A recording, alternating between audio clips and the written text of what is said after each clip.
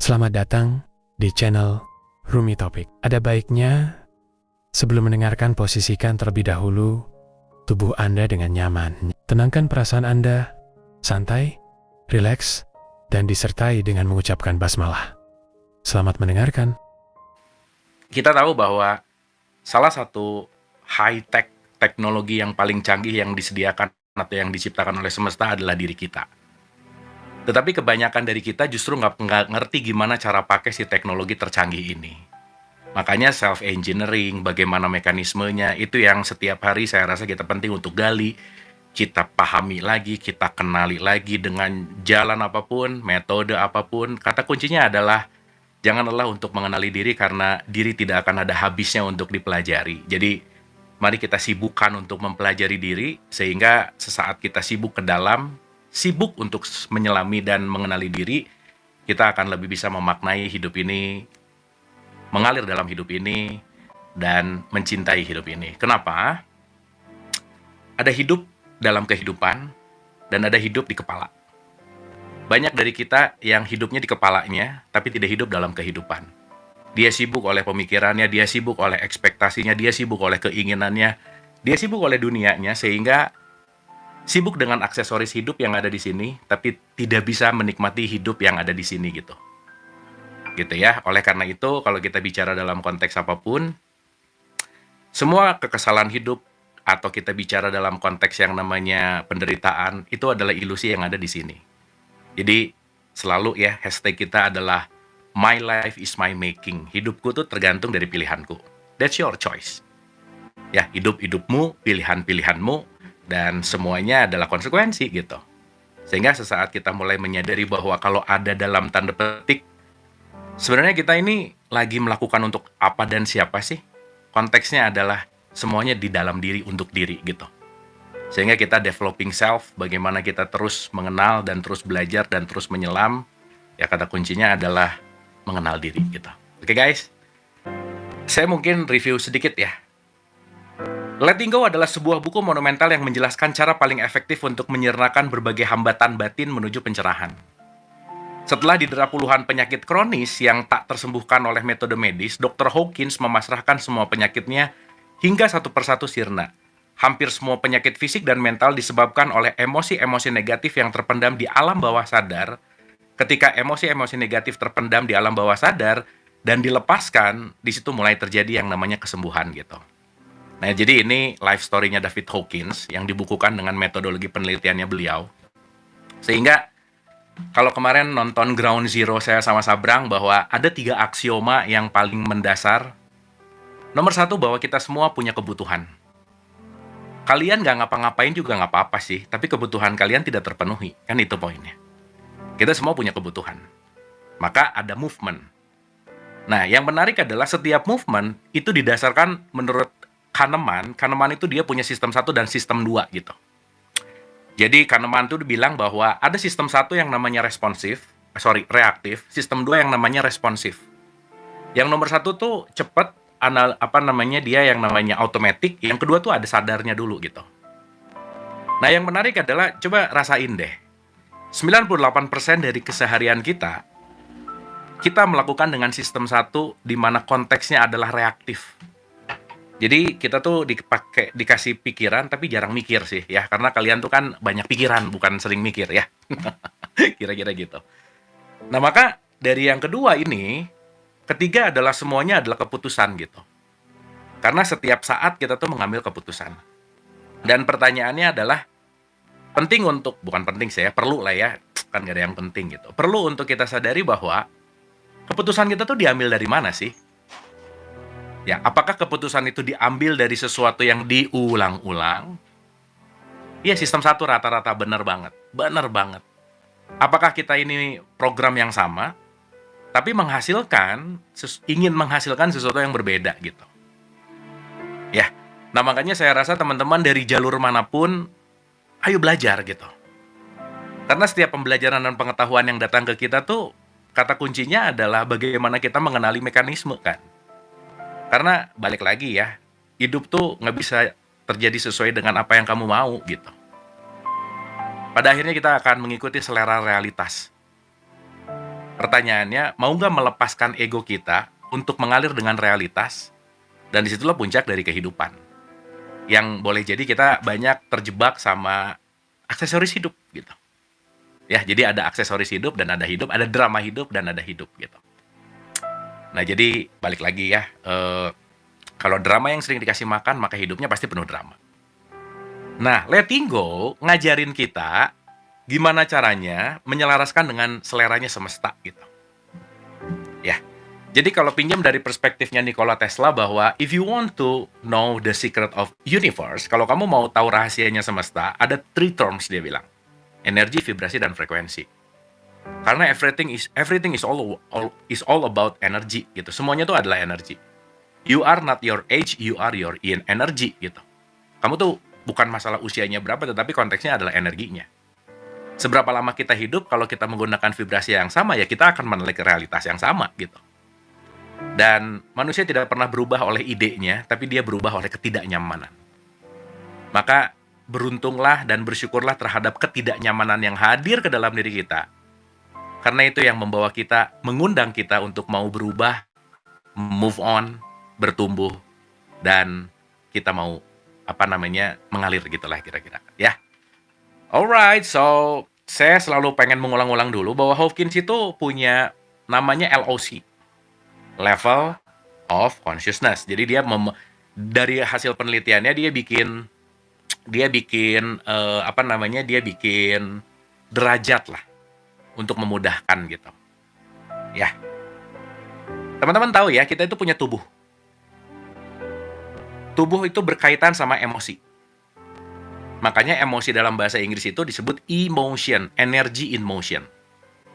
Maka ada tubuh berkaitan sama emosi, emosi memengaruhi perasaan, perasaan memengaruhi pikiran. Pikiran memengaruhi keputusan. Keputusan memengaruhi feedback hidup. Jelas ya? Makanya kita sebut tubuh ini jasad, pikiran, perasaan, emosi kita sebut manas. Makanya kita ini jasad, ada manas, dan ada kesadaran itu nanti namanya isa. Makanya kita disebut manas dan isa gitu. Manusia itu adalah manasnya toolsnya, isa itu adalah dirimu yang sejati dalam perspektif ini. Nah, jadi kalau kita mulai menyadari bahwa, oh iya ya, tubuhku berkaitan dengan emosiku. Berarti menjaga kesehatan tubuh adalah menjaga emosi, adalah menjaga perasaan, adalah menjaga pikiran. Makanya saya selalu ulang-ulang, kalau nggak ngerti konteks ini, output dari pikiran adalah perilaku, itu namanya akhlak. Dan semua nilai manusia itu dinilai dari konteks namanya akhlaknya. Bukan agamanya, bukan ritualnya, bukan garis keturunan siapa, tapi konteksnya adalah apa yang kamu lakukan. Nah, artinya, apa yang kamu lakukan tergantung apa yang kamu pikirkan. Berarti kalau pikirannya A, perilakunya pasti A. Di dalamnya A, keluarnya pasti A. Di dalamnya kopi, keluarnya pasti kopi. Di dalamnya busuk, keluarnya kata-kata busuk. Di dalamnya kasar, keluarnya kata-kata kasar. Di dalamnya benci, keluarnya kata-kata kebencian. Jadi kalau kita mulai ngelihat ada orang lagi ngeluarin kata-kata benci ke kita, kebencian bukan datang dari luar, tapi datang dari dalam dirinya. Jadi alih-alih kita ikut tersulut benci, mending disadari. Oh, di dalamnya lagi chaos nih. Gitu. Cuman pas aja kita yang datang mencet tombol chaosnya gitu. Ya, poinnya ada di situ gitu. Karena luka udah ada. Yang datang itu cuman mencet tombol gitu. Pertanyaannya, kita mau terus-terusan terluka atau mau menyembuhkan atau healing. Gitu. Makanya kalau ada apa-apa, connect before correct. Terkoneksi sebelum mengkoreksi. Nah, ini kadang-kadang nggak terkoneksi, pengennya ngoreksi mulu. Ya, nggak connect, mengkoreksi, nggak akan terjadi apa-apa. Kenapa? Karena nggak pas gitu. Makanya yang selalu menjadi hashtag kita gitu ya, sebanyak-banyak yang kita tahu, lebih banyak yang kita nggak tahu. Dan kalau orang nggak pengen tahu, nggak usah dikasih tahu. Karena kenapa? Salah satu sifat alamiah manusia tuh nggak suka dikasih tahu. Dan otak kita didesain untuk mengikuti apa yang dia percaya. Jadi kalau enggak, ya udah. Itulah kenapa kita nggak punya kuasa untuk mengatur kehidupan orang lain gitu. Ya. Nah, ini kan kalau nggak dipelajari, kita di sistem satu terus gitu. ngerasa bener, ngerasa orang harus ngedengerin saya, ngerasa orang harus ngikutin maunya saya, ngerasa mereka harus nurut gitu. Kita tabrakan terus sama sistem gitu. Kita tabrakan terus sama realitas. Nah, tabrakan sama realitas tuh nggak ngalir nantinya. Ya, jadi kalau mengalir tuh flowing. Makanya dalam teologis, kenapa surga itu digambarkan seperti air yang mengalir gitu. Sehingga kalau kita bicara air yang mengalir, berarti dia flowing. Flow like a water. Berarti fresh. Always fresh gitu. Nah, jadi dalam perspektif Hawkins, kita ulang-ulang, di level paling rendah itu namanya shame. Gitu ya, di level yang paling rendah itu namanya shame. Shame itu adalah rasa malu. Oke? Rasa malu itu adalah merasa diri sangat hina dan memalukan. Jadi, aduh, saya tuh hina, memalukan, saya tuh nggak bisa apa-apa, nggak tahu apa-apa. Penting ya untuk kita merasa nggak tahu apa-apa, tapi poinnya adalah beda dengan nggak tahu apa-apa dalam level sadar dan dalam level yang namanya malu gitu. Ya, kebayang nggak teman-teman? Kalau ada orang lahir di lingkungan keluarga yang orang tuanya dikit-dikit, alah kamu mah apa sih, kamu mah bisanya apa, kamu tuh hanya anak seorang, kamu tuh. Dia diinstal kekerdilan-kekerdilan di dalam dirinya. Maka programnya ke bawah sampai gede tuh. Nggak pedean, ya, nggak apa gimana ya, dia shame-nya tuh tinggi banget gitu. Ya, jadi level yang bawah paling bahaya itu disebut shame. Karena satu level di bawah shame, di level 20 itu peniadaan diri namanya. Jadi kalau ada panggilan-panggilan untuk menyudahi hidup gitu, itu biasanya lebih bawah dari yang namanya shame. Dan saya punya teman yang sering juga udah pernah saya undang dan ajak ngobrol, ada yang udah hampir 15 kali untuk mencoba menyudahi dirinya, tapi memang belum berhasil gitu. Karena ada di level itu gitu. Gitu ya. Naik satu level namanya guilt, rasa bersalah. Naik satu level namanya apatis. Naik satu level namanya grief, duka cita. Naik satu level namanya fear. Saya cepat aja ya, karena ini udah nih. Jadi kalau dinilai itu dari level 20, 30, 50, 75, dan 100. Nah, kemarin kita baru saja di 35 berbicara tentang hasrat atau desire. Desire itu 125 levelnya. Nah, yang agak aman itu di level 200, teman-teman. Jadi kalau di level 200 ke bawah, itu disebut force namanya. Itu menyedot energi, itu merendahkan energi, dan itu membuat kita jadi dalam tanda petik tidak berdaya gitu. Ya. Di level hasrat di 125, itu adalah orang yang tipikal selalu mencari keuntungan, perolehan pribadi, kesenangan, dan mendapatkan sesuatu di luar dirinya, selalu haus, tidak pernah puas, dan tamak. Di level desire, intinya adalah pokoknya aku harus punya. Sekarang juga. Pokoknya kalau udah ada tipikal-tipikal mau, sekarang harus. Nah, itu 125 banget gitu, hati-hati. Ya. Itu di 125. Tapi itu lebih baik daripada di level 20, 30, 50 itu lebih bagus. Kenapa? Karena level energinya, vibrasinya lebih rendah, semakin bensin energinya makin drop gitu. Makanya tipikal orang-orang depresi itu biasanya nggak ada energi untuk melakukan apa-apa gitu. Makanya konteksnya adalah biasanya dia nggak pengen keluar kamar, pengen di rumah terus, karena si bensinnya lagi habis memang. Dan itu perlu disadari, teman-teman. Sesaat ada siapapun orang-orang terdekat kita lagi ada di level itu, jangan dipaksain untuk ngapa-ngapain. Ya, karena kadang hal yang terbaik yang kita bisa lakukan untuk orang yang kita sayang, itu bukan ngasih wejangan, bukan ngasih ceramah, bukan ngasih advice, tapi hanya diam duduk mendengarkan apa yang dia mau sampaikan, dan kita hanya mendengarkan dengan manis gitu.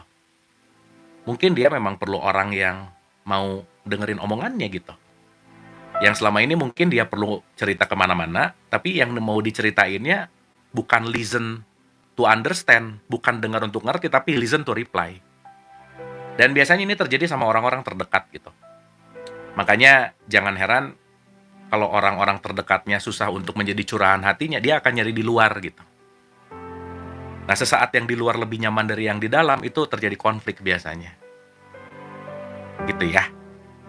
Jadi ingat, di struktur otak perempuan dan laki-laki kan konon ada perbedaan dari corpus callosum. Otak perempuan tuh internet yang sangat kecepat gitu kira-kira. Buat para bapak-bapak laki-laki ya, kalau pasangan kalian, kalau istri kalian, kalau perempuan atau laki-laki nih ceweknya lagi marah-marah, jangan dikasih advice, dengerin aja, udah.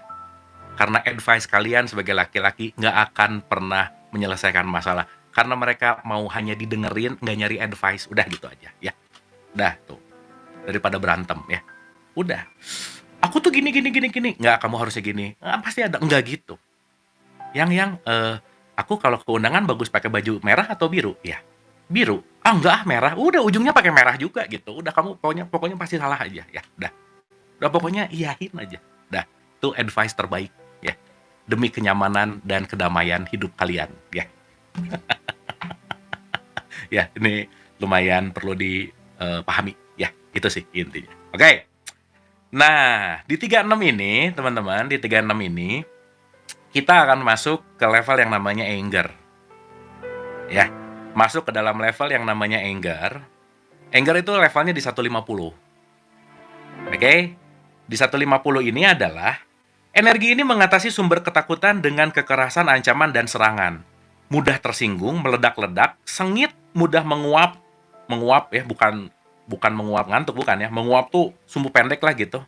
Dan penuh kekesalan. Level ini suka membalas dendam seperti dengan ungkapan, akan aku tunjukkan. Nah, jadi kalau udah mulai, lihat nanti. Lihat ya, tiba saatnya nanti. Gitu. Nah, itu udah ada di level 150 tuh. Ya, tapi itu 2 level lagi menuju courage, menuju oke. Ya, jadi kita di episode ini kita akan bahas tentang anger. Dan kita udah ada di bab 8 di bukunya Hawkins. Anyway, saya garis bawahi dulu ya. Saya disclaimer dulu. Letting go ini racikan saya. Ya, racikan dari pengalaman saya, pengetahuan saya, dari apa yang saya pahami. Dan harapannya teman-teman bisa meracik sendiri karena kunyahannya nanti masing-masing dirasain sendiri gitu. Ya, saya selalu mengulang-ulang teman-teman dimanapun saya bicara, saya tidak berusaha untuk meyakinkan sesuatu. Saya tidak berusaha untuk kamu ngikutin saya, karena saya tuh nggak penting. Dan yang paling jauh lebih penting lagi adalah jangan pernah percaya omongan saya. Ya, jadi tolong ini kunyah. Ini khusus kelas-kelas di level atas-atas gorila lah ya, jangan gorila banget gitu maksudnya. Karena memang perlu dikunyah dan perlu direnungkan dan perlu diaplikasikan gitu. Jangan main iya aja. Ya, karena ya balik, kita semua belajar bareng di sini. Oke? Amarah bisa bervariasi. Mulai dari kemurkaan hingga kekesalan ringan. Jadi ada murka, kekesalan ringan. Ya. Ini termasuk dendam, kebiadaban, kedongkolan, amuk, kecemburuan, niat buruk pada orang lain, niatan membalas dendam, kebencian, penghinaan, kegusaran, kengeyelan, sikap bermusuhan, sarkasme, ketidaksabaran, rasa frustasi, kenegatifan, agresi, kekerasan, kemuakan, kekejian, pemberontakan, perilaku meledak-ledak, agitasi, pelecehan, kekerasan, sikap berapi-api, kemasaman, kecemberutan, dan sikap keras kepala. Buset, banyak banget ya. Nah, pokoknya itulah ya. Ini tipe-tipe amarah tuh. Variasi-variasi amarah ini dicontohkan dengan baik oleh berita harian di televisi. Jadi kalau kalian sering nonton TV, berarti kalian sering nonton amarah ya. Karena kalau ada berita, hari ini semua penerbangan baik-baik saja dan semua cuaca baik-baik saja dan semua berjalan dengan baik-baik saja. Nggak akan ada yang nonton beritanya, bener nggak? Ya, karena bad news is a good news gitu. Jadi memang pasti yang diberitain sesuatu hal yang penuh dengan quote and quote amarah. Makanya channel-channel amarah banyak penontonnya pasti ya. Sok aja ditonton, dilihat ya, itu terbukti gitu. Ya nggak apa-apa, namanya juga for the sake of entertainment. Itu penting ya. Nggak penting sih, perlu ya. Kalau muak amarah, iya dong. Amarah bisa muncul terkait teknik pelepasan itu sendiri. Amarah yang terjadi ketika kita melepaskan perasaan-perasaan yang kita hargai di masa lalu. Amarah karena takut kehilangan, amarah pada perasaan-perasaan secara umum, amarah pada satu perasaan yang tidak segera sirna. Jadi ada nempel agak lama dan nggak mau dilepas gitu. Oke. Teman-teman, eh, saya mau ngomongin dulu dari teknisnya ya. Oh ya, anyway kita tuh levelnya nggak pernah ada yang sama ya teman-teman ya. Kita tuh selalu loncat-loncat loh, bangun tidur bisa di 20, nanti santai dikit ke 200, nanti lagi gimana banget, nanti naik ke 600, turun lagi ke bawah. Kita tuh berbolak-balik ya. Cuman kalau udah ngerti ini, seenggaknya sadar, oh aku lagi di level bawah nih, gitu. Kalau disadari, diterima, oh ya udah, lagi di level bawah nih. Nggak ada orang di level atas mulu, nggak ada, nggak ada. Ya, Dalai Lama pernah ditanya, Dalai Lama nih, Master, masih marah nggak sih dalam hidup? Dia senyum. Kan manusia, ya marah lah. Oh gitu. Tapi marah saya sama marah 5 tahun lalu beda. 5 tahun lalu marah saya 5 menit. Sekarang saya cuman masuk ke level marah paling beberapa detik. 3 detik marah, balik lagi, santai. Nah gitu. Makanya sebenarnya kita tuh ngejaga di titik balance gitu loh teman-teman. Ya titik balance tuh titik tengah gitu. Jadi kalau lagi naik dikit ke tengah, bawah dikit ke tengah gitu. Ya, ada marahnya? Ada lah. Kalau nggak ada marahnya nggak hidup ya. Nah, sip ya. Saya tuh sering marah sama kucing ya. Soalnya jarang nurut, kucing saya tuh malas nurut. Disuruh kesini malah pergi gitu. Nggak suka marah tuh sama kucing. Dan enaknya marah sama kucing, dia nggak marah balik ya. Jadi kucing tuh nggak baper. Nah, jadi mending marahan sama kucing ya, enak. Dia nggak bales ya. Gitu kira-kira. Oke? Sama-sama. Ya oke. Gitu kira-kira. Oke. Ya, tar. Ini komentar-komentar gini nanti jawabannya pelan-pelan di bawah ada, tenang ya. Teman-teman kita ngomongin mekanisme dulu ya. Ini saya ngambil bukan dari Hawkins, tapi ngambil dari beberapa source. Let's say saya ngambil dari 3 source saja. Ini rangkuman dari Greg Braden, satu. Yang kedua Bruce Lipton, yang ketiga Joe Dispenza. Tara Swift juga mungkin ya. Tuh nama-nama ahli-ahli neuroscience salah satunya yang yang meneliti tentang level of emotion. Ya, anyway. Bagaimana amarah terjadi? Baik secara mekanisme biologis dan psikologis. Coba sekarang kita telah ya teman-teman ya, telah. Jadi gini, harapannya abis ini begitu marah, dicek dulu nih. Rata-rata begitu marah, lampiaskan dulu, nggak pernah dicek gitu. Jadi bener sih, ya. Hal yang paling mahal dalam hidup itu adalah tenang dalam setiap kondisi sih. Makanya belajar tenang tuh gimana ya? Latihan tenang tuh sangat-sangat memengaruhi kualitas hidup gitu. Nah sob, ini kalau sekarang yang lagi marah ya, coba. Pertama, gimana ya? Pertama tuh kalau ngelihat orang nyebelin yang bikin marah tuh, coba dirubah dulu mindsetnya. Ini bahan latihan saya nih, gitu. Ini saya udah pakai metode ini lebih dari 7 tahun teman-teman. Dulu tuh guru saya ngomong gini, Abu, kalau kamu marah, sok hitung 1-200, baru kamu respon. Waktu itu saya nggak ngerti kan. Ini guru saya tuh ngomong apa sih, nggak nyambung, marah sama ngitung lagi. Tapi saya cobain, begitu lagi ada orang nyebelin ya, wah, kan suka ada yang sok-sokan tuh ya. Sok-sokan membantah sesuatu yang dia nggak nonton utuh, terus komplain, terus komen. Oh dulu tuh kayak gitu, ditanggepin gitu.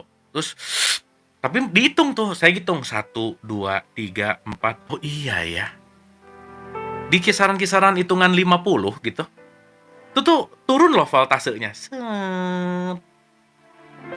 Set gitu. Meskipun nggak bunyi sih ya. Tapi turun gitu sih voltasenya. Keinginan untuk ngebales, keinginan untuk marah balik tuh jadi turun gitu. Nah, yang menarik adalah secara biologis, amarah muncul sebagai respon terhadap ancaman yang dirasakan, jadi ada ancaman gitu. Jadi kalau pakai mekanismenya ya teman-teman, ini rada belajar sedikit ya. Di otak kita tuh punya 3 brain. Ada reptilian brain, limbic system, prefrontal cortex namanya. Ya, semuanya pasti punya. Yang paling awal mula, yang paling awal otak itu tumbuh itu adalah reptilian brain. Makanya kita tuh semua tuh punya otak reptil. Naik ke perasaan disebut limbik, naik ke yang namanya consciousness, namanya prefrontal cortex gitu. Jadi, ya kenapa disebut hayawana tikun? Ya gitu tuh kan dalam struktur biologi binatang ya, mau nggak mau ya. Karena kenapa? Kalau kalau reptilian brain kitanya aktif terus, itu urusannya pokoknya cuman urusan makan minum, dah. Survival aja terus. Ya, makan minum reproduksi gitu. Di situ aja terus. Makanya kalau di tradisi kemarin Ramadan puasa, makan minum reproduksi di-cut dulu supaya apa? Supaya yang dipakainya jangan reptilian brain-nya aja sih gitu. Naik nih ke si prefrontal cortex nih. Prefrontal cortex tuh ada di sini nih. Wisdom, kebijaksanaan tuh ada di sini. Limbik tuh perasaan nanti ya. Nah, jadi gini. Sistem limbik, di limbik sistem kita tuh sistem di situ ada emotion lah, perasaan gitu kira-kira. Itu ada satu komponen namanya amigdala. Amigdala tuh di mana dia yang beneran bisa mendeteksi yang namanya ancaman gitu. Makanya ada amigdala hijack, nanti kita bahas ya lebih dalam. Nah, artinya kalau itu terjadi, tubuh kita tuh secara alamiah melepas yang namanya hormon adrenalin dan kortisol. Itu yang disebut dengan hormon stres. Ya. Nah, hormon stres itu muncul, ciri-ciri indikator parameternya adalah nafas memendek. Nafas memendek itu dalam kondisi fight or flight. Semua darah, dalam tanda petik, itu mengalir ke kaki semuanya, dan mengalir ke tangan sebagian. Makanya fight or flight, kalau nggak mukul, kabur. Udah selesai. Di dalam marah, kamu tidak berpikir. Di dalam fight or flight, tidak ada yang namanya wisdom. Kalau nggak mukul, kabur. Jadi nyebelin nih ngelihat, buset gede badannya, kabur, udah. Tapi kecil badannya, tonjok gitu misalnya. Nah, itu namanya fight or flight. Itulah kenapa salah satu indikator parameter ngecek kita lagi dalam kondisi apapun, cek nafas gitu. Coba cek deh. Kalau nafasnya sering nafas pendek, berarti sumpu pendek. Berarti fight or flight dia. Ya, dapat ya teman-teman ya. Makanya breathing, narik nafas, buang pelan-pelan. Latihan tarik lagi, buang pelan-pelan. Itu membuat fight or flight-nya jadi turun gitu. Dan cara tercepat melepaskan diri dari fight or flight selain narik nafas adalah tarik tunai. Wah, udah. Habis tarik tunai kalian pasti happy ya. Jadi jangan narik nafas mulu, nggak tarik tunai. Ya, bokeh berarti gitu kira-kira.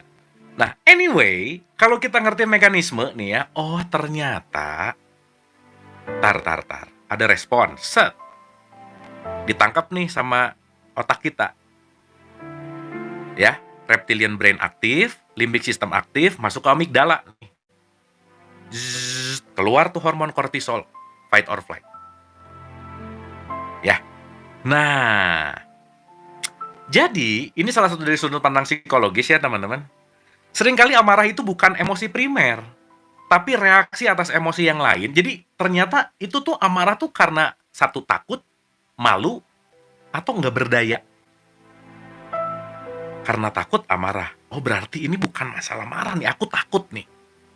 Nanti dikenali itu si emosi dasarnya. Anyway, ya nanti kita bahas emosi dasar di kecerdasan emosinya Daniel Goleman, nanti kita bahas itu. Nah, dalam perspektif ini dirangkum bahwa amarah akarnya adalah satu, trauma masa lalu. Dah.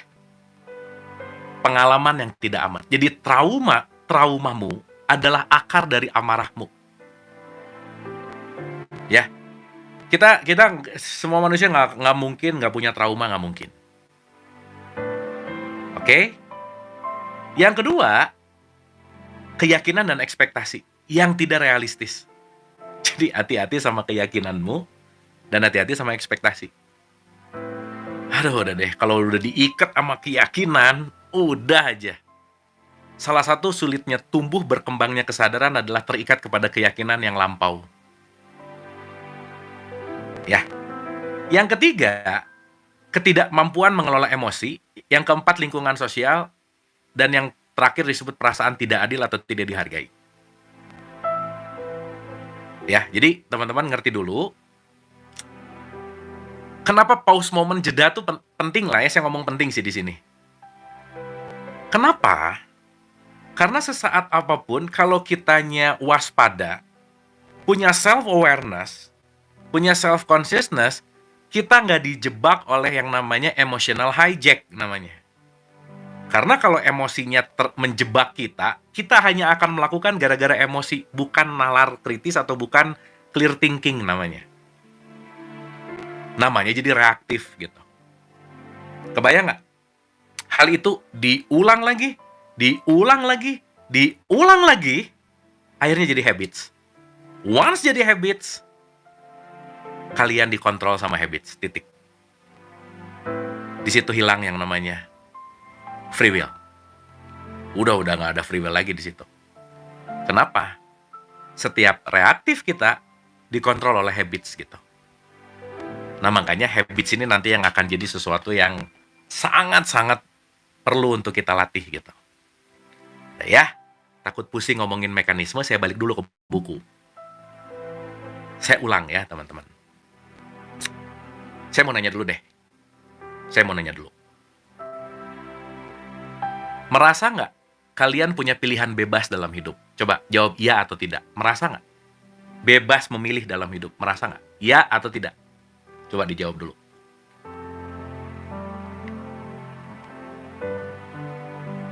Benar? Ngerasa punya kebebasan memilih? Coba direnungin ulang. Apakah kalian benar-benar bebas memilih atau kalian benar-benar dikontrol oleh kebiasaan yang diulang-ulang sehingga kalian nggak sempat lagi milih? Pernah nggak ngelihat komenan orang langsung bete? Langsung komen. Pernah nggak ngelihat sesuatu langsung marah? Pernah nggak ngelihat sesuatu bajunya nggak matching langsungnya jelek ya? Pernah nggak kita komentar tanpa adanya pola berpikir dulu, langsung komentar dulu? Melakukan tanpa berpikir. Sering nggak begitu? Sering. Bahkan sebelum kita melakukan, 8 detik yang lalu otak kita sudah merancang apa yang mau kita lakukan. So, kalau sekarang bilang bahwa tadi iya, aku punya free will, itu sebenarnya cuman, nah gitu ya. Nggak free will banget sih gitu. Kita semuanya sudah dikondisikan oleh habits gitu. Ya, dan kalau mulai sadar ini, saya mau keluar gitu. Saya mau keluar dari penjara habits yang membuat free will saya nggak berfungsi gitu.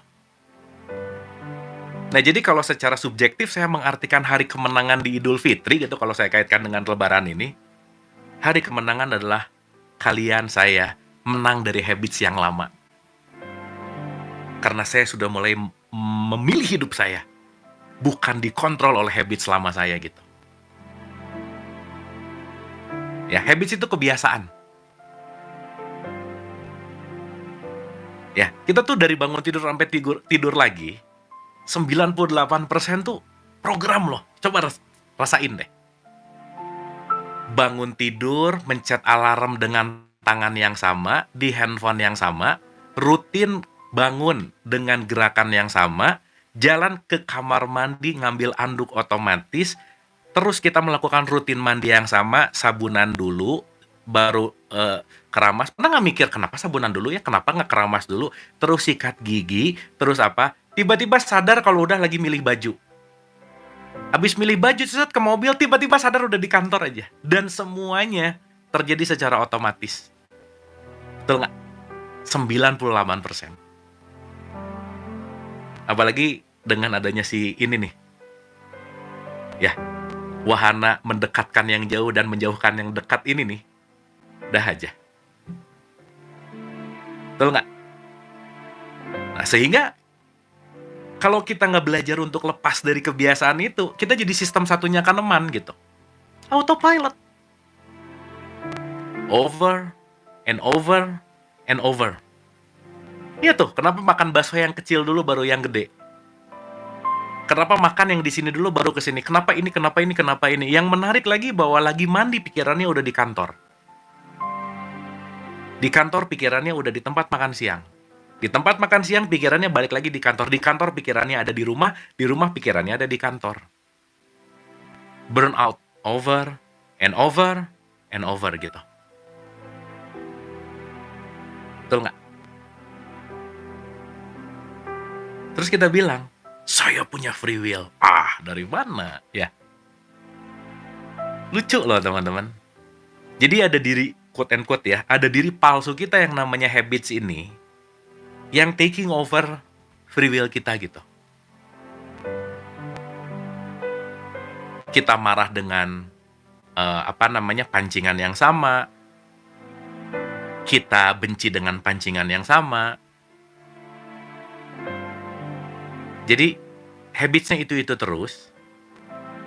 Umurnya nambah. Menua, tapi tidak mendewasa gitu. Makanya nggak semua menua mendewasa, belum tentu. Kenapa? Menua dengan program lama, kamu tidak pernah membaru. Kamu hanya berganti usia, tapi tidak berganti level hidup. Nah sekarang, yang sering dilihat adalah, oh ini dituakan karena kenapa? Dilihat dari usianya gitu. Betul nggak? Ya, itulah kenapa don't judge book by cover gitu.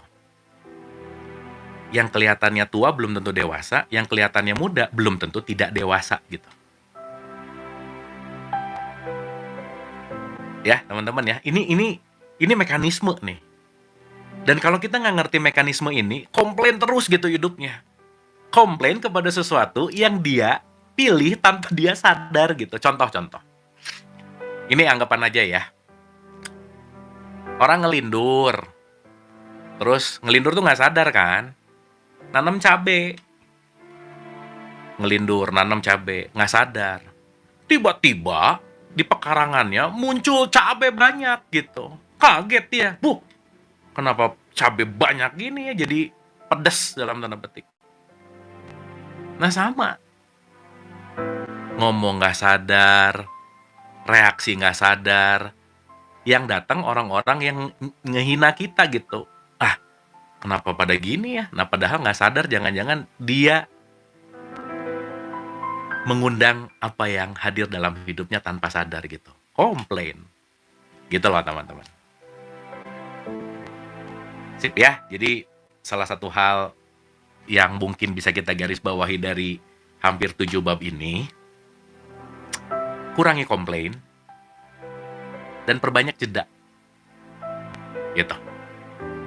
Karena saat komplain ya, begitu komplain, kita lagi jauh banget loh dari realitas. Kita lagi ngasih makan ilusi gitu. Pertama kalau komplain coba, kenapa sih harus aku, bukan dia? Kenapa aku begini, kenapa itu enggak? Kenapa?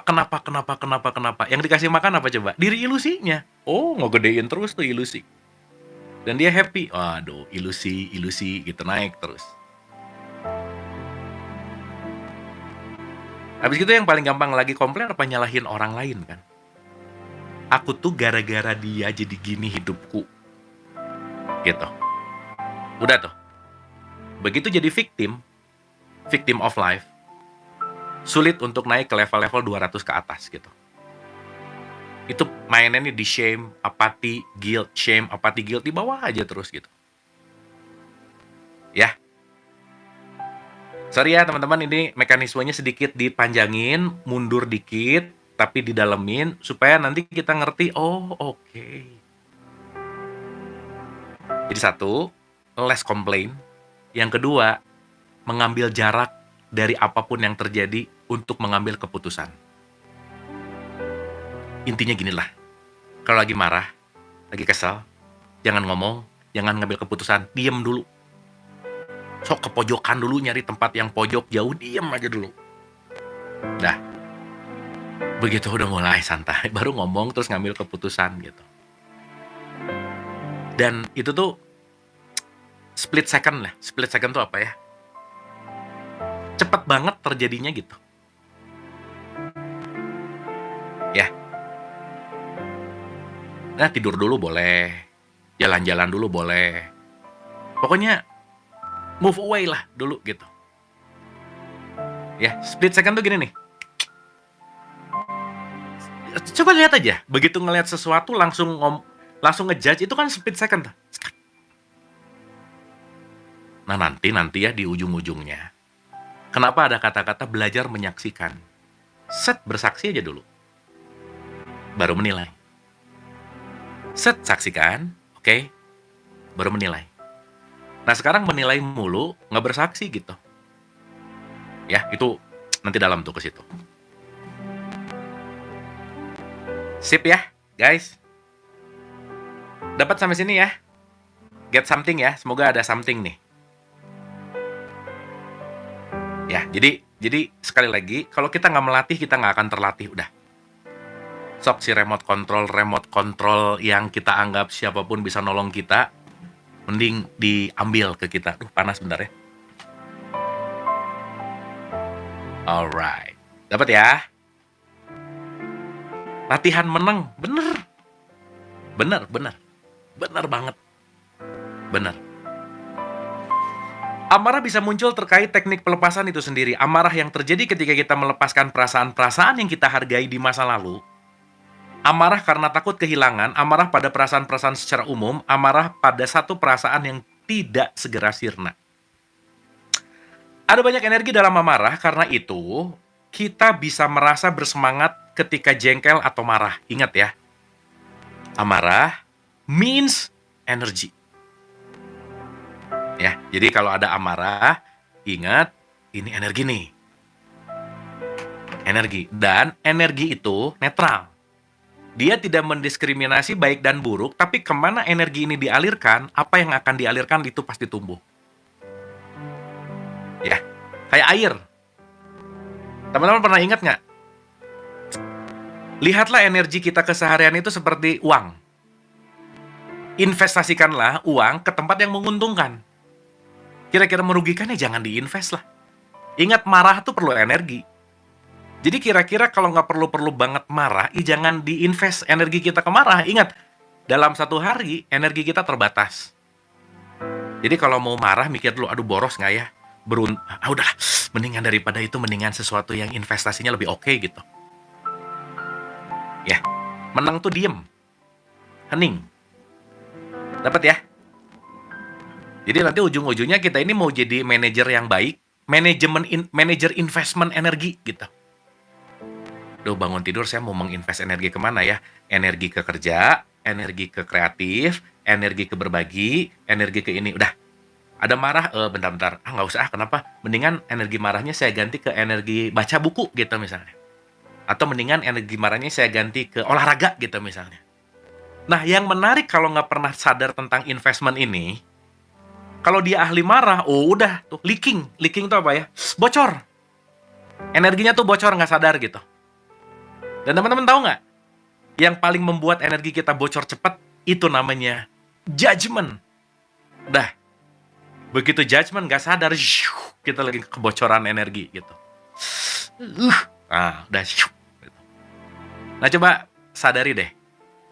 Sehari-hari bocor energi ke tempat yang nggak penting berapa banyak. Nah, itu cek coba ya. Oke? Ada banyak energi dalam amarah. Karena itu, kita bisa merasa bersemangat ketika jengkel atau marah. Salah satu trik yang bisa dipelajari adalah bergerak cepat dari apati dan duka cita kepada amarah, kemudian melompat dari amarah ke kebanggaan lalu ke keberanian. Nah, jadi nanti kalau udah nyampe ke keberanian, si Hawkins bilang, dari level bawah, kalau energi naik, cep, udah.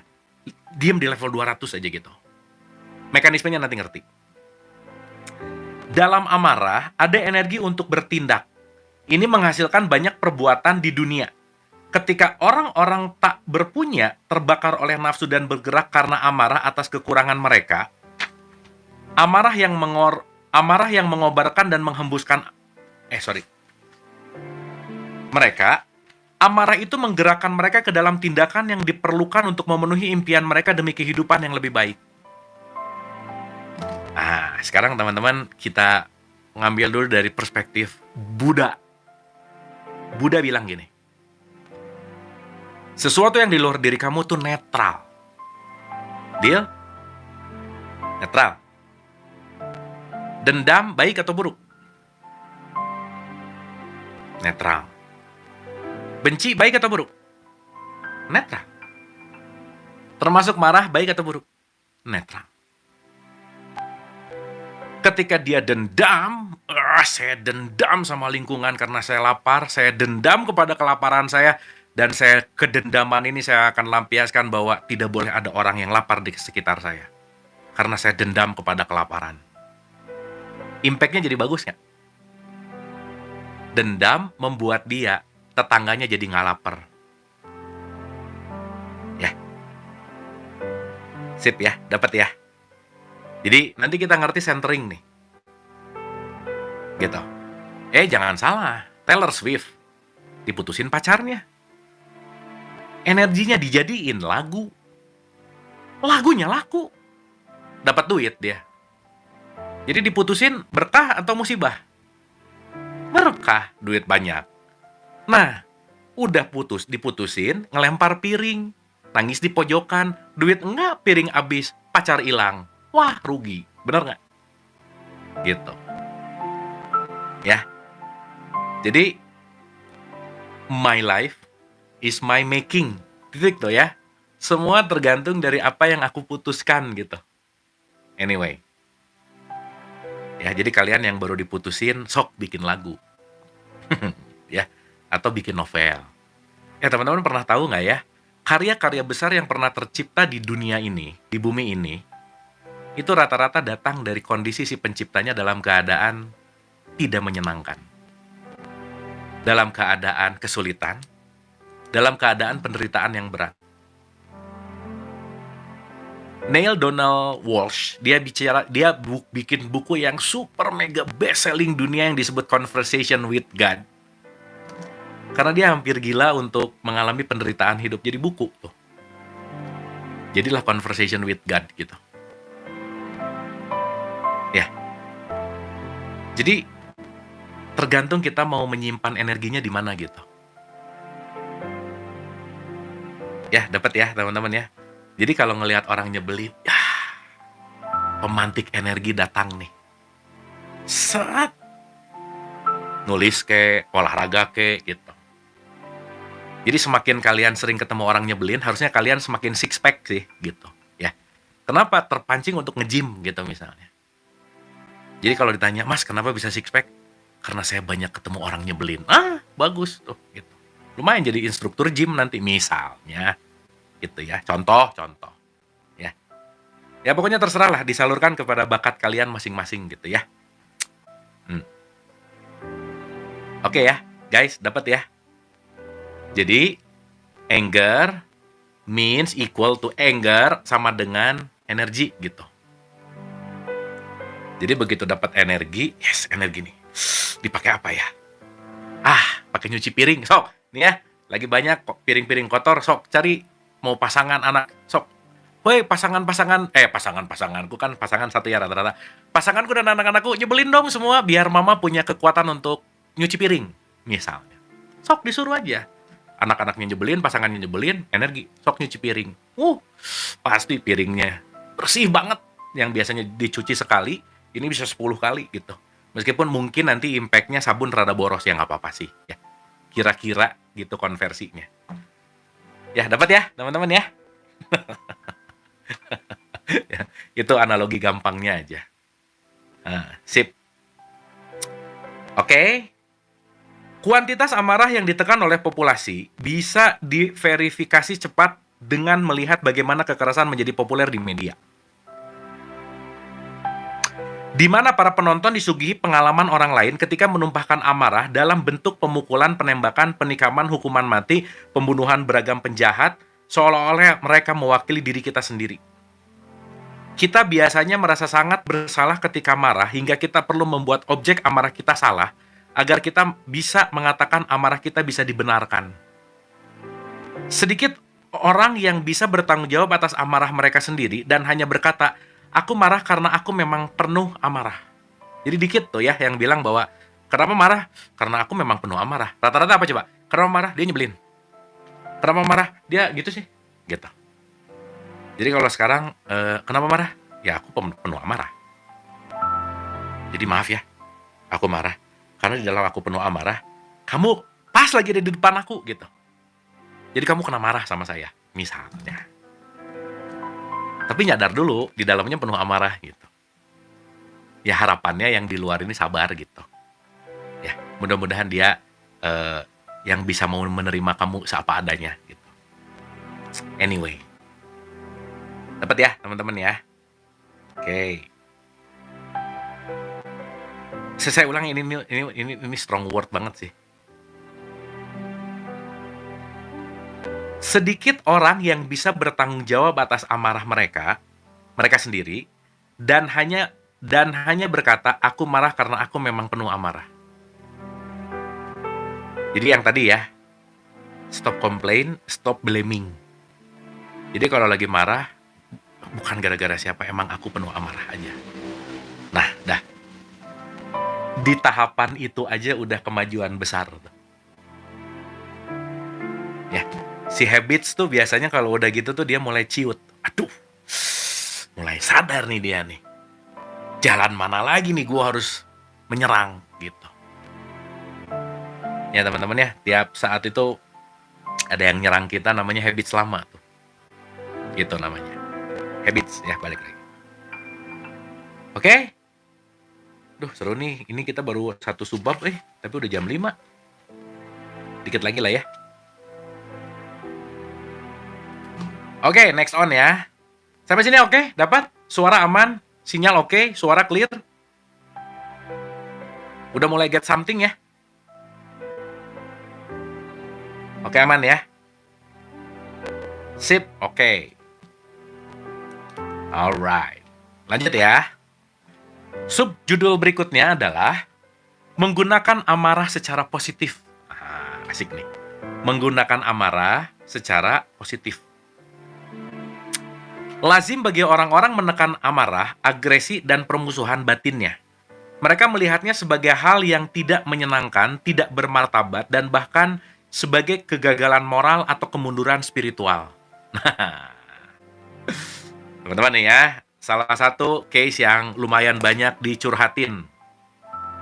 Ya, ini saya belajar spiritual kan marah lu. Ingat ya, perasaan tidak didesain untuk ditutup-tutupi dan dihilang-hilangkan atau diumpet-umpetin. No. Mau belajar spiritual udah sering kek, mau ritualnya banyak banget kek.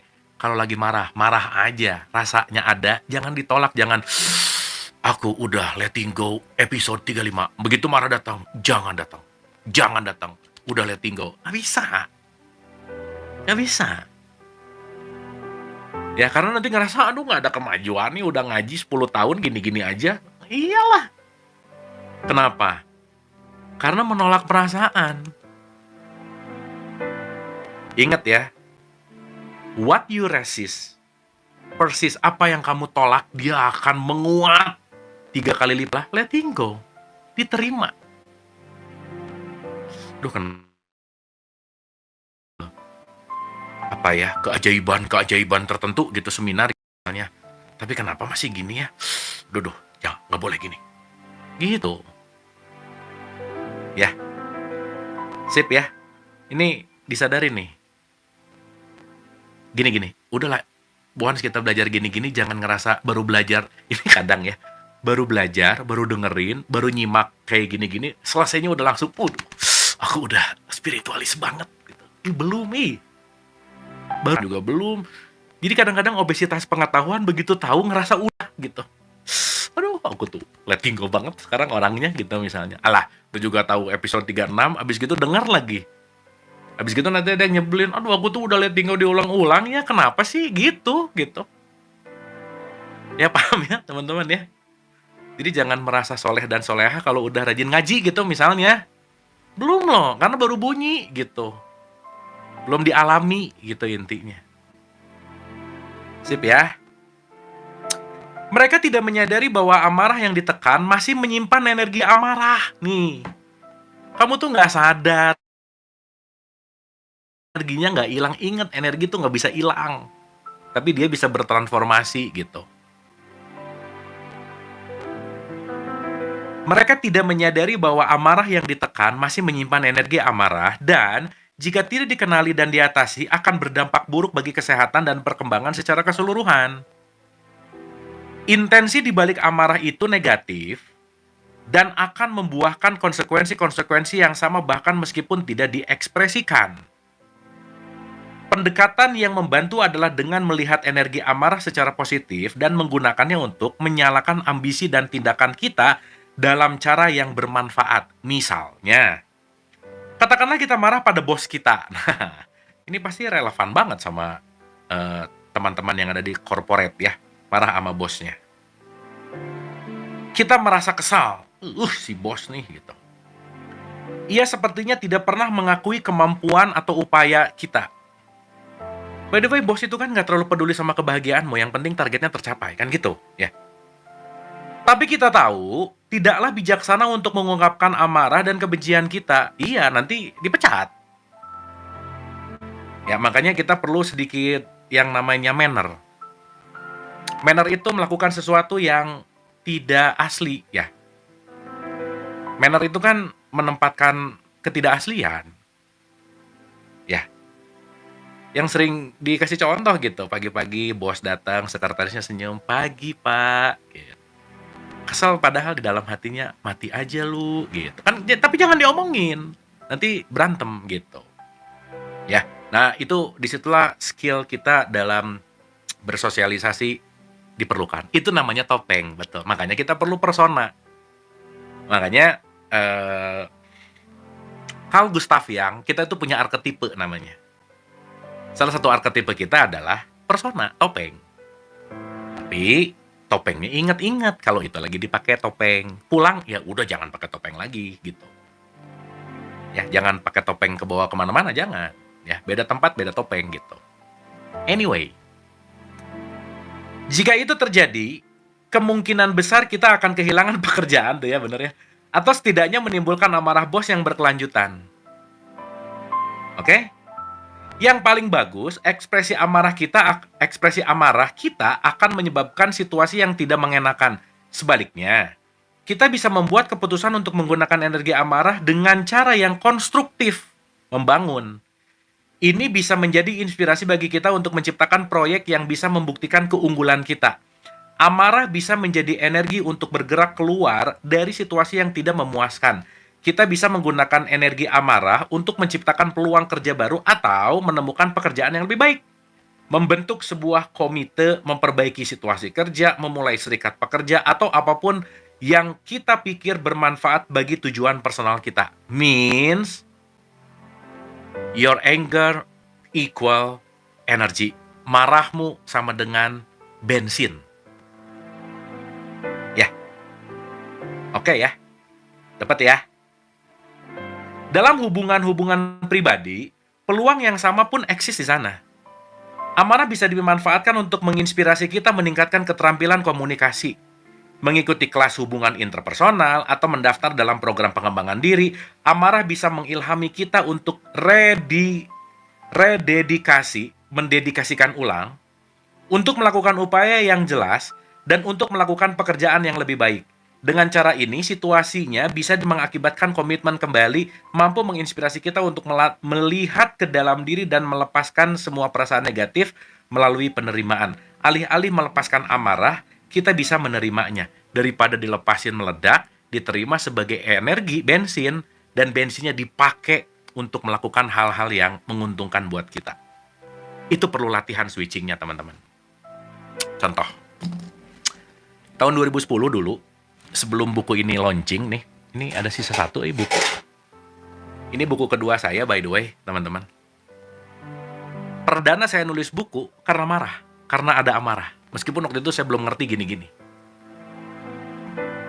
Iya, wah saya tuh marah gitu ya. Marah tuh dalam artian, aduh gimana ini ngebuat orang tuh ngerti ke level esensi, kesel gitu.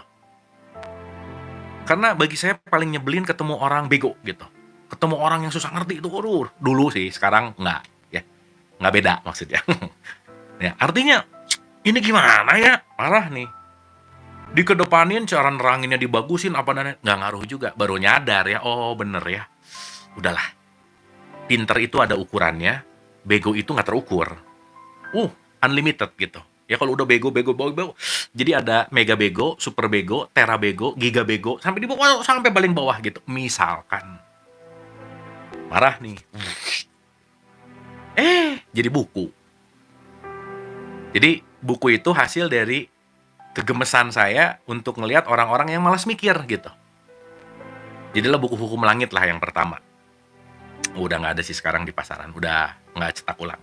Nah cuman ini saya bicara dalam konteks yang namanya pengalaman gitu ya, secara subjektif, bahwa kalau pada saat itu saya marahnya dilampiaskan dengan kesel terus, dengan action-action yang nggak penting, nggak akan jadi buku akhirnya gitu. Nah, makanya teman-teman, kalau kalian kebetulan rumahnya dekat laut, kalau marah, silahkan kuras lautan sok sampai habis. Dikuras tiap hari. Kayak nguras akuarium, ya. Siapa tahu nanti jadi lebih bersih, gitu. Ya, laut jadi bersih, kalian jadi berjasa, gitu, kira-kira. Dapat ya, teman-teman ya. Nah, benar, ada orang marah jadi makan mulu juga, hati-hati sih. Hati-hati. Marah tapi martabak 2 loyang habis gitu. Wah, itu nggak terlalu bijaksana sih ya. Karena karbohidrat nambah, gula nambah, beban nambah. Ingat, berat badan nambah, beban nambah, kesehatan berkurang loh. Ya hati-hati ya.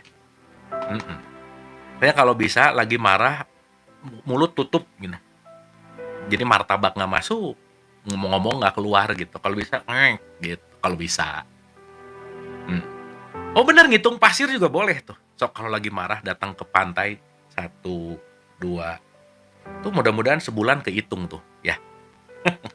Sadar-sadar udah di RSJ gitu, nggak apa-apa juga ya, daripada jadi ngerusak ya gitu. Misal. Kira-kira. Dapat ya guys? Jadi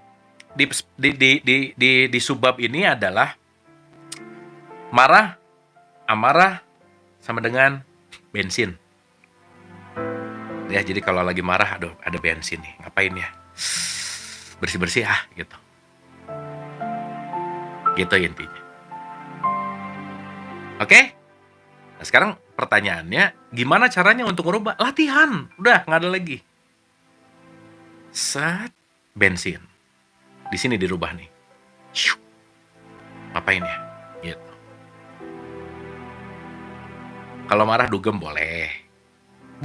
Terserah lah pokoknya, atur aja gitu ya. Kan pilihan-pilihan kalian. Bebas lah pokoknya. Tapi at least ngerti bahwa marah sama dengan bensin itu dulu. Oke guys? Dapat ya? Oke. Satu chapter sebelum penutup nih ya. Oh panjang Wah ini kayaknya nggak bisa sedikit ini bagian seru sih. Ini ngomongin tentang pengorbanan diri, spill aja dikit ya.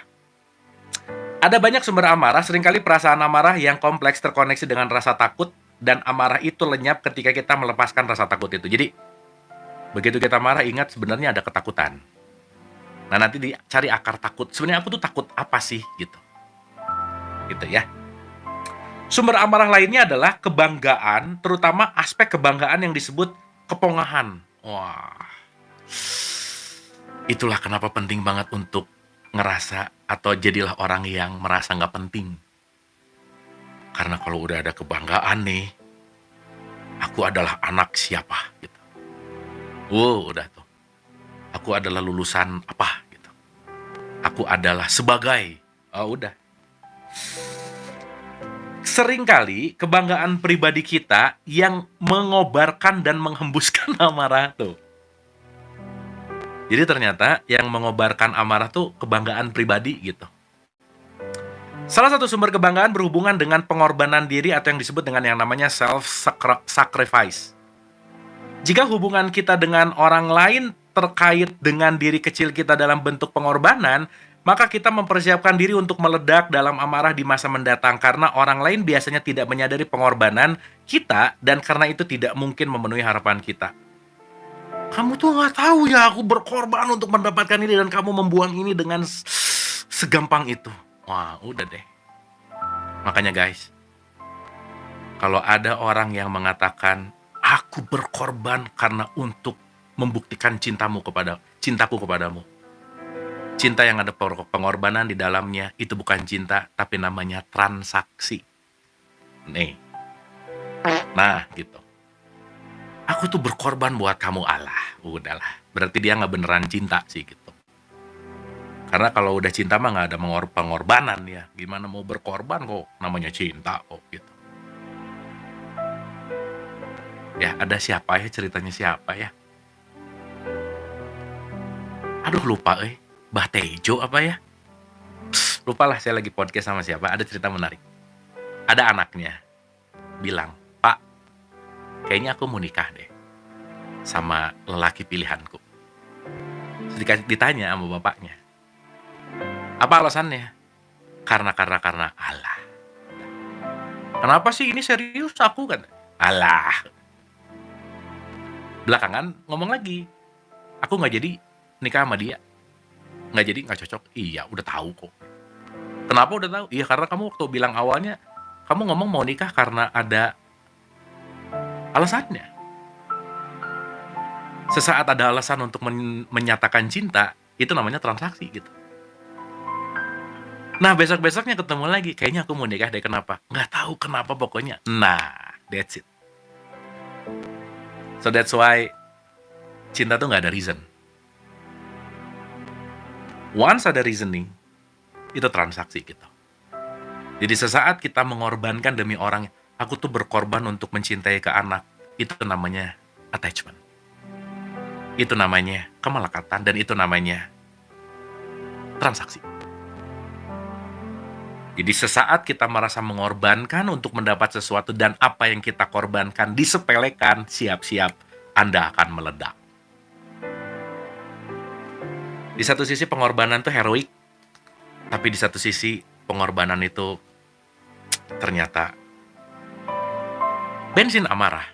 Tapi kalau udah ngerti bensin amarah pun, ketika amarah tetap akan jadi bensin kreativitas. Itulah paradoksnya hidup.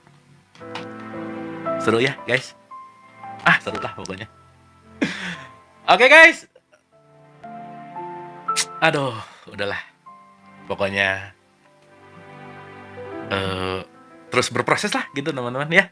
Kita terus belajar, terus menggali, terus yang akhirnya pada dasarnya life is all about progress gitu. Ya.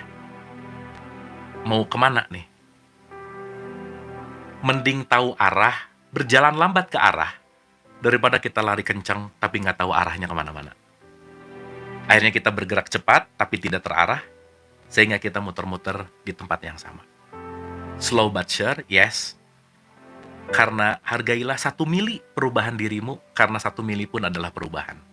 So embrace yourself, love yourself, dan let's celebrating life. Mari kita nikmati hidup, karena nggak ada yang bisa mensyukuri, menikmati, dan mencintai, dan mengerti kecuali diri kita sendiri.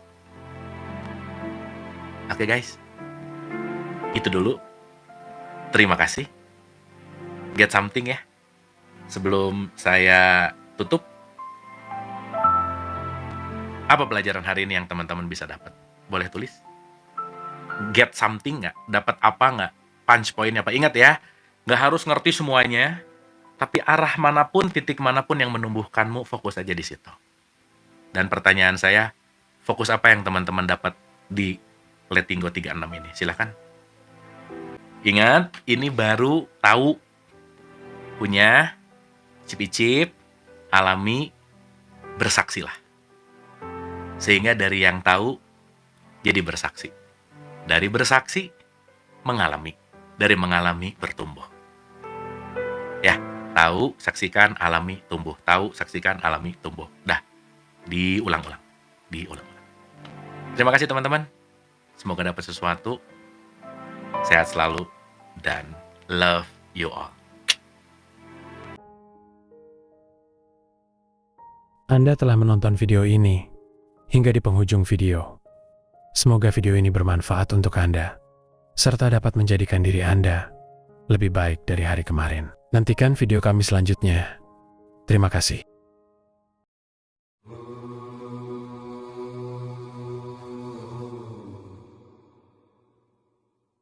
Bukan dari Adam, Hawa, taman surgawi atau Firdaus.